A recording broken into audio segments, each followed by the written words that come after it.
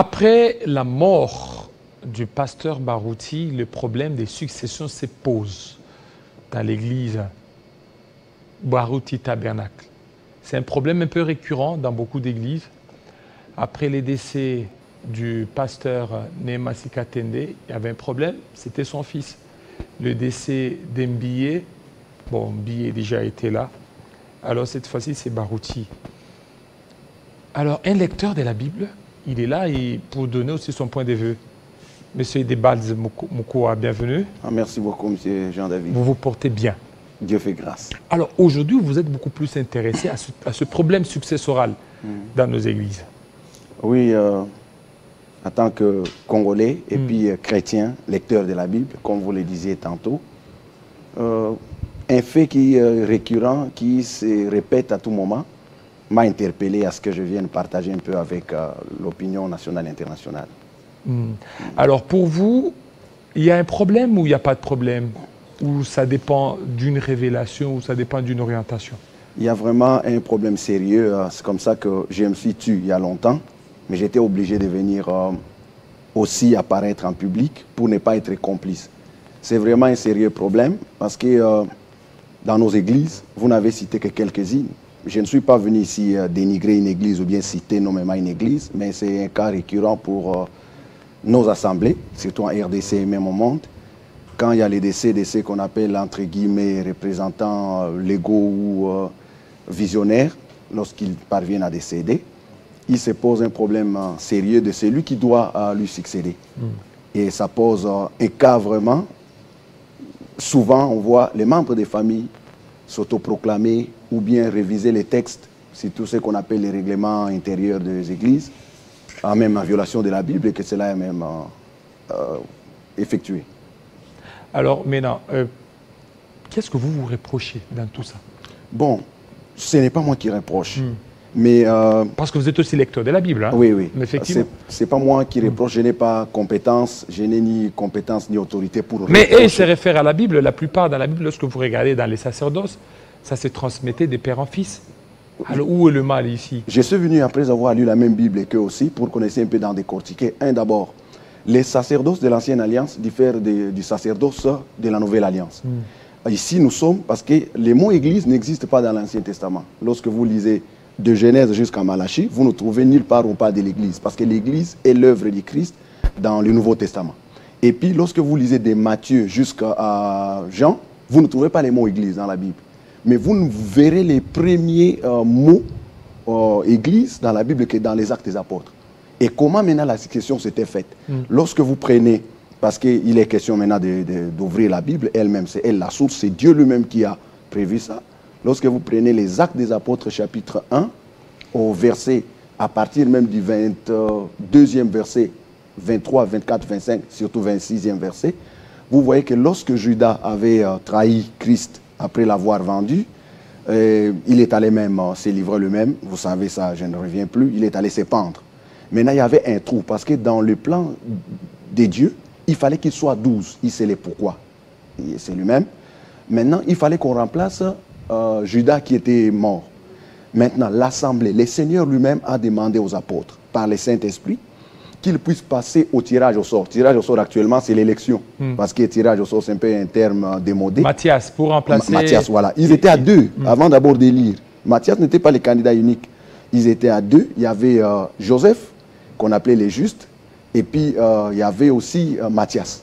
Lorsqu'ils ont tiré au sort, c'est-à-dire lorsqu'ils sont passés aux élections ou au vote, le Saint-Esprit lui-même a désigné Matthias. Et c'est Matthias qui a remplacé Judas pour qu'il redevienne au nombre des 12 et que l'œuvre puisse continuer dans l'harmonie. Alors maintenant, vous voulez que cette méthode soit aussi appliquée dans nos églises? Ce n'est pas moi qui veux. C'est la parole. C'est-à-dire que c'est... Oui, mais ça, c'est par rapport à cette circonstance. Est-ce que dans toutes les circonstances, il faut faire le même? Bon. Et à l'époque, c'est pas qu'ils ont demandé que l'Esprit de Dieu puisse les aider. Mais si déjà, du vivant, du pasteur, lui, il a reçu la vision, Dieu lui a dit, ça sera son fils ou ça sera quelqu'un d'autre. Non, non, non. Et puis, je précise les choses. Je ne suis pas contre ceux qui veulent que leur fils leur succède. Mais le problème, c'est lequel? Est-ce que nécessairement ces fils-là ont reçu l'appel? Parce que c'est là que ça casse. Le problème, c'est que c'est devenu un système. Mais la plupart de ceux qui sont là, les fils ont reçu les appels. Non, non.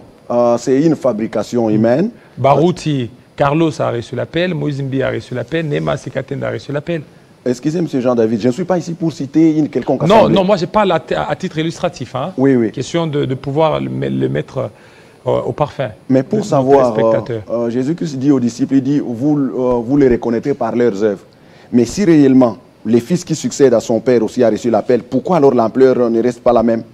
Parce que lorsque le responsable est décédé, et puis on connaît par exemple la vie du responsable, lorsqu'il a marché avec Dieu, vous voyez une différence. Mais lorsque les fils parviennent à lui succéder, vous remarquez aussi qu'il y a vraiment une chute. Et il y a la tiédeur, entre guillemets, qui intervient dans l'Église.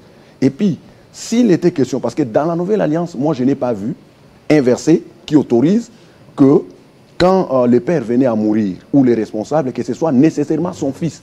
Et maintenant, quel est le rôle des anciens qui étaient tout autour du père? Parce que entre Matthias et Joseph aussi, c'était déjà des serviteurs de Dieu qui étaient reconnus. Le Seigneur n'a pas pris les fils de Pierre. Le Seigneur n'a pas fait appel au fils de Jean, ni au fils de Jacques et des autres apôtres. Mais le Seigneur est allé prendre quelqu'un qui n'avait rien à voir avec les familles des 11 premiers apôtres pour en faire l'un des apôtres. Mais pourquoi c'était seulement quelqu'un d'ailleurs? Le Père, lorsqu'il reçoit la vision, il y a des gens avec qui il travaille, parce qu'il découvre en est aussi l'appel et le ministère. Mais lorsque maintenant, il s'apprête, par exemple, à aller se reposer, selon l'appel du Seigneur, il commence à préparer les fils. Et puis, dans la plupart des cas, je vous dis, je connais quelques-uns, ce n'est pas le père qui a voulu que le fils puisse lui succéder, mais c'est la famille qui s'est organisée parce qu'il y a quelque chose que l'on ne veut pas perdre. La famille. La famille qui s'organise. Et puis d'ailleurs, d'abord, je reviens aussi, le seul texte que le Seigneur nous a laissé pour organiser tout fonctionnement d'une église, c'est la Bible. Ce que nous voyons là, moi-même je suis aussi juriste, vous le savez, les règlements intérieurs d'une église, en dehors de la parole, n'existent pas. Ce n'est qu'une création, parce que imaginez que ce soit quelqu'un qui n'a rien à voir avec la foi chrétienne, qui vous rédige les règlements pour la succession. Est-ce que ces règlements permettra que ce soit dans l'œuvre du Christ?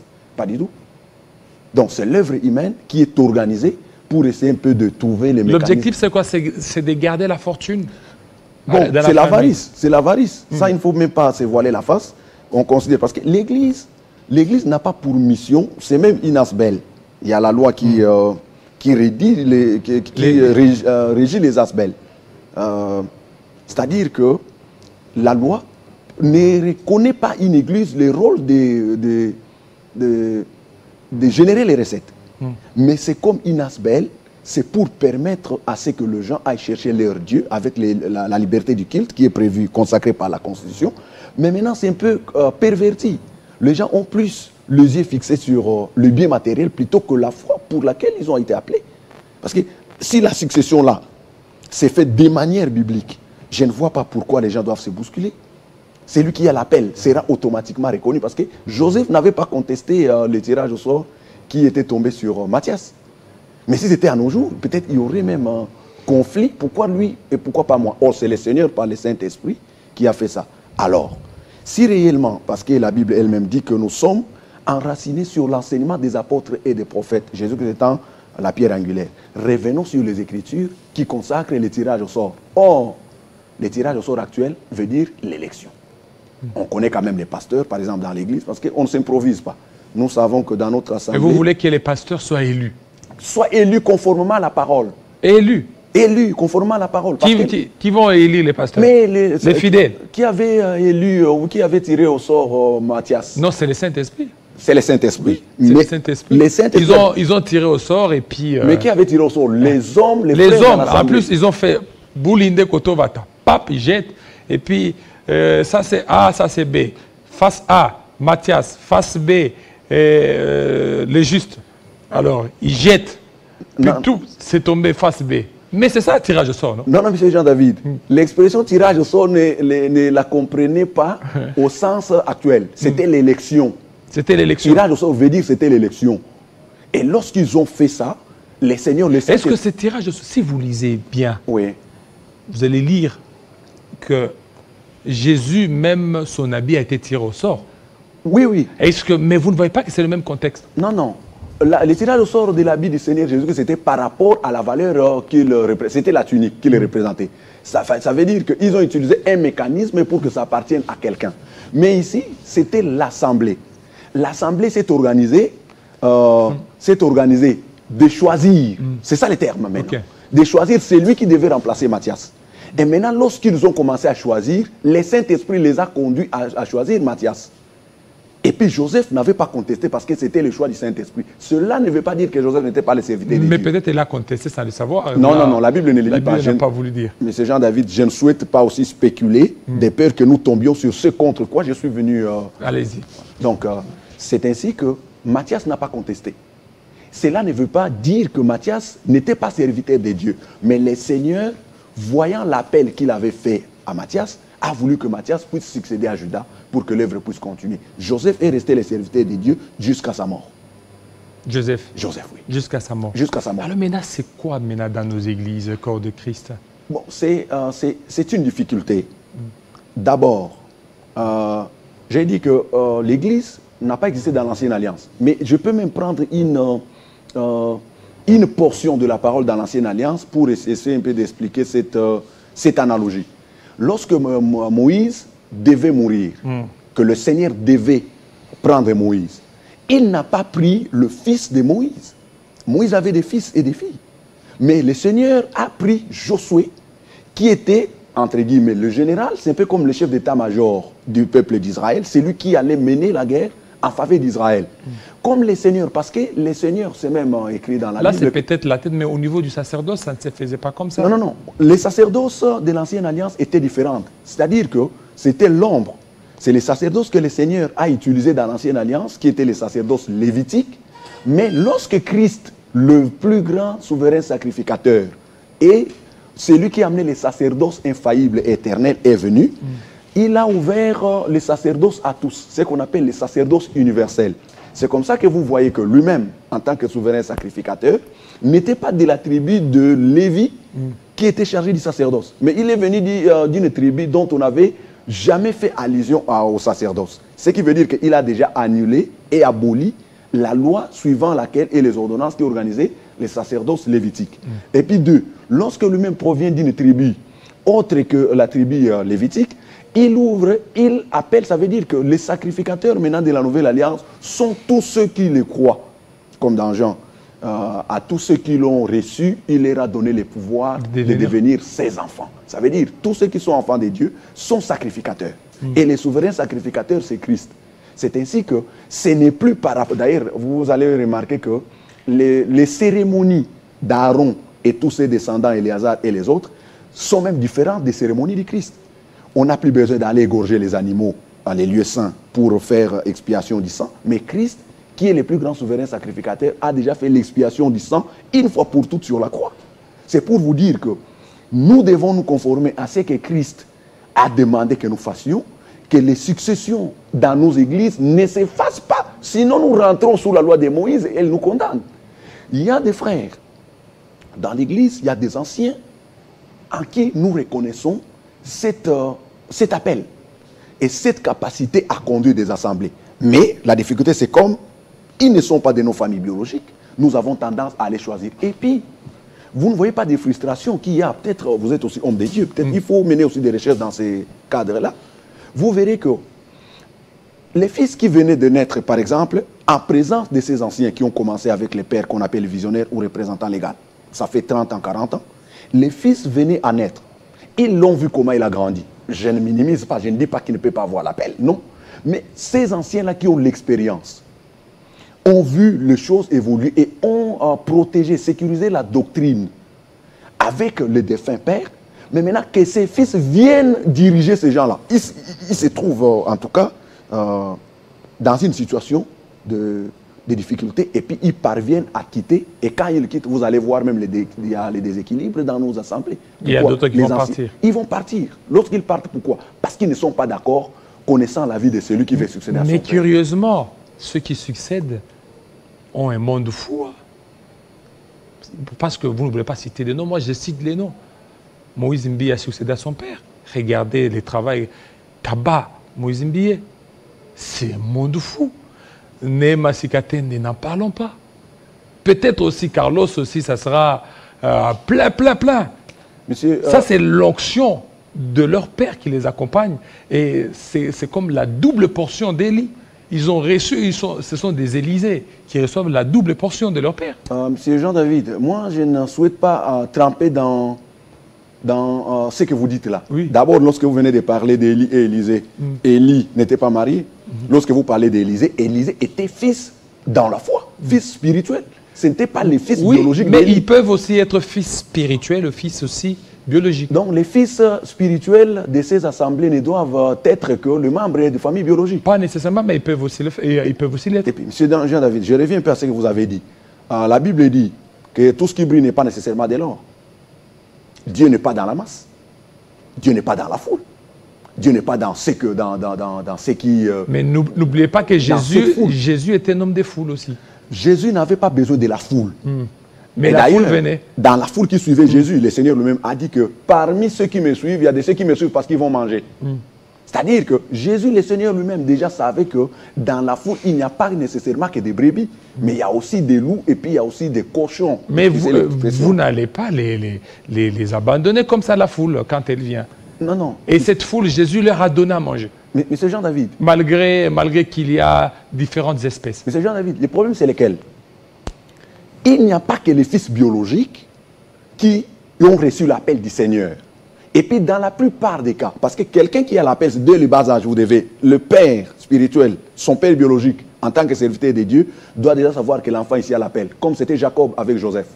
La Bible dit que lorsque Joseph grandissait, son père Jacob lui avait cousu une tunique multicolore.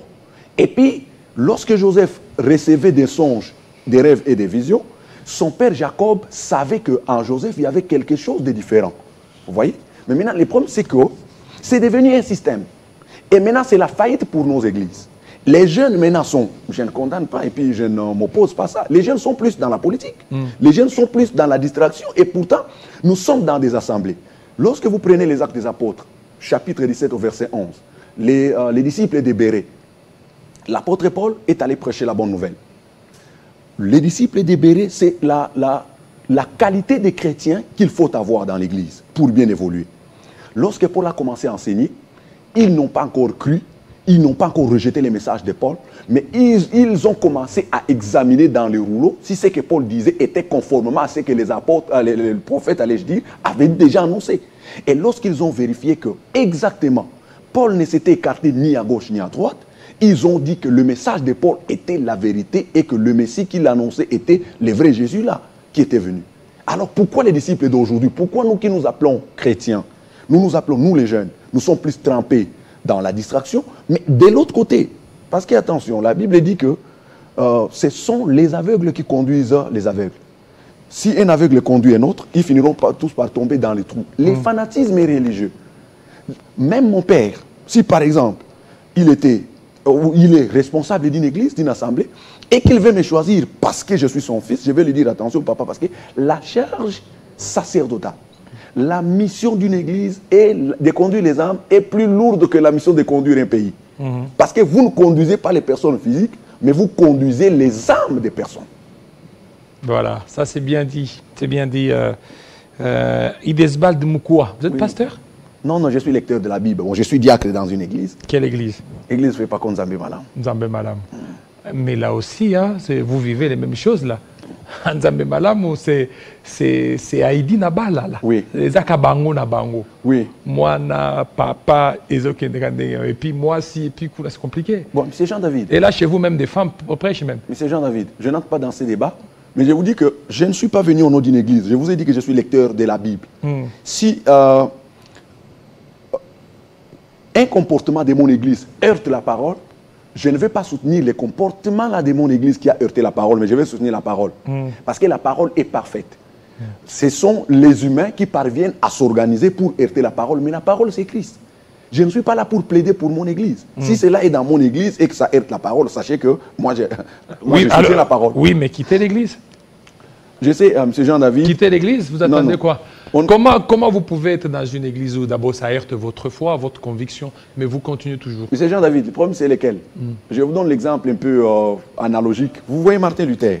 Martin Luther, que vous connaissez, pas Martin Luther King, mais Martin Luther de l'allemand, docteur en théologie et puis en art, était un prêtre fervent catholique. Martin Luther a évolué à l'église catholique, mais c'est au fur et à mesure que Martin Luther vivait qu'il a découvert ces 95 thèses. C'est 95 thèses de Martin Luther. Si vous avez même sur le net, vous demandez, vous sollicitez, vous cliquez les 95 thèses de Martin Luther King, Martin Luther, vous le verrez. C'est à ce moment-là qu'il a commencé à dénoncer. D'abord, toutes nos assemblées, toute église a une faiblesse. Remarquez même dans Apocalypse, les sept églises. Voilà. Le Seigneur lui-même a fait des reproches. Si le Seigneur me permettait demain que je puisse quitter et qu'il m'envoie, parce que je ne souhaite pas tremper dans un orgueil de jeunesse pour me dire non, je vais ouvrir l'église dès lors que le Seigneur ne m'a pas appelé. Parce que c'est à quoi je m'oppose. Si moi-même, je le fais demain, je serai doublement condamné. Non, vous avez la grâce du Seigneur. Vous pouvez œuvrer quelque part. Merci beaucoup, Monsieur Idesbald Moukoua, pour ces échanges. Alors, ça sera encore des échanges encore très vifs avec les 3 pasteurs qui seront là pour aussi analyser ces thématiques et aussi d'autres réalités dans nos églises.